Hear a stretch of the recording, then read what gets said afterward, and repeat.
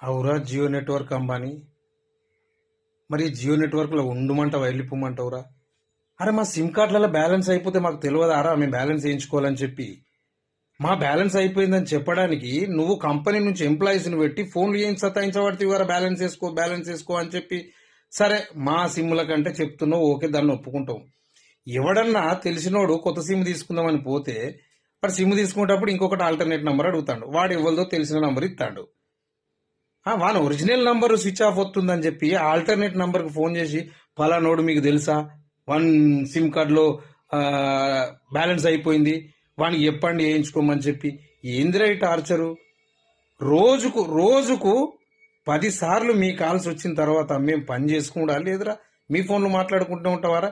లక్షల కోట్లకున్నావు అంబానీగా, నీకు ఇదేం రోగం రా? సరిపోతలేవురా పైసలు? ఇంత పెద్ద నెట్వర్క్ కంపెనీ నువ్వే బిచ్చగాని లెక్క చేస్తున్నావు.